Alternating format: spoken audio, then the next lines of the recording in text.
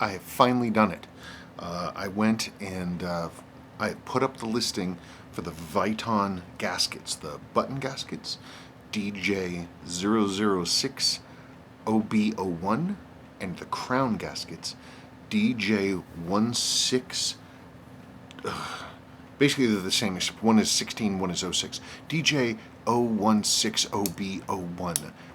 These are gaskets, especially the first one, DJ006. Seiko used them in everything. I mean, the list, the model list of the watches that used that particular D profile gasket goes on and on and on. Seiko used them in almost everything. But Seiko also discontinued them probably, gosh, I think like 10 years ago. You can get reproductions, but they're not the correct D profile, they're just a round rubber donut, or they are the correct D profile, but both of them are made in standard butyl rubber, Buna N. It's the standard same rubber that Seiko used. The deal with Buna N is that it oxidizes pretty readily, it reacts to chemicals and stuff like that. The one advantage to it is that it stays flexible in a much greater temperature range. So if you were using your 6139 and you're doing ice diving in the Arctic, Buna N is probably the better fit. Viton is the same material that Seiko used for the crystal gaskets and a lot of their vintage pieces, the L profile gaskets.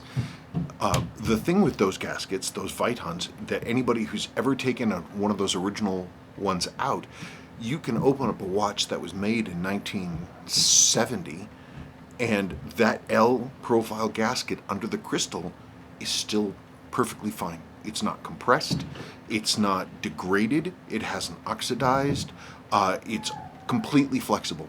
And Seiko's instructions for those gaskets is that they can be rinsed in alcohol, allowed to air dry, and then reinstalled. That's in black and white in the Seiko servicing guides.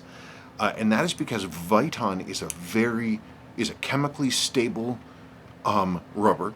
It doesn't oxidize. It's pretty chemically resistant. The reason Seiko used it for crystal gaskets is because it didn't really move. So if you're in, very, very cold water and you wanted to use your chronograph underwater, you would want to have Viton because maybe it wouldn't be quite as flexible as it would have been at full temperature. But these days, Viton is where it's at. I don't think people are taking their chronographs out diving up in the Arctic. So Advantage Viton, we had them recreated just for us.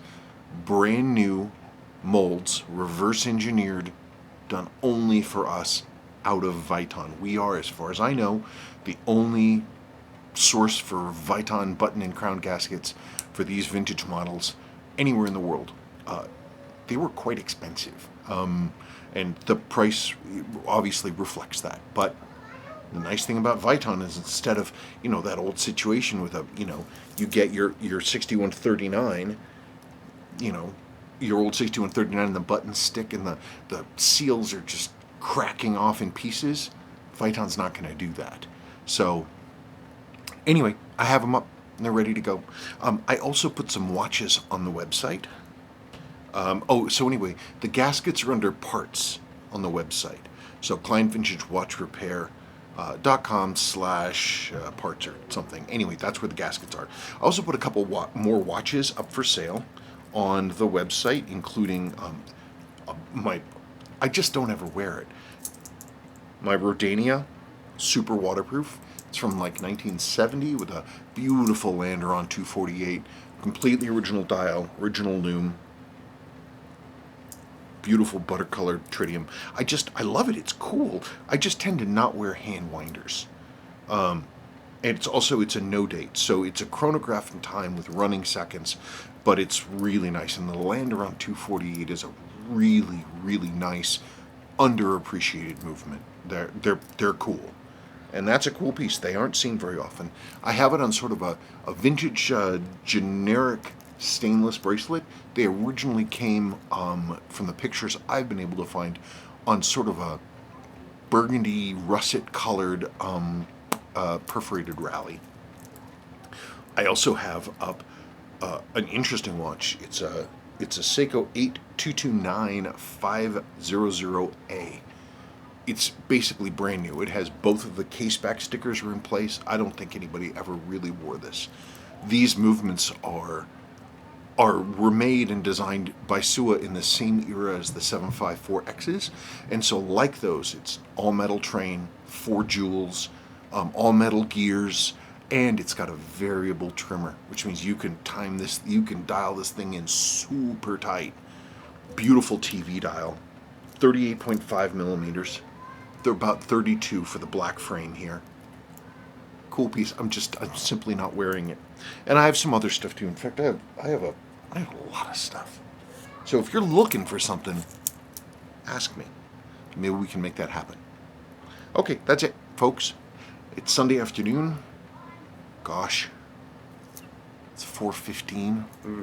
I was going to go out and look at the MG, but I don't think I have enough time to really do that. Darn. Oh well, anyway, the gaskets are for sale. Okay, bye-bye.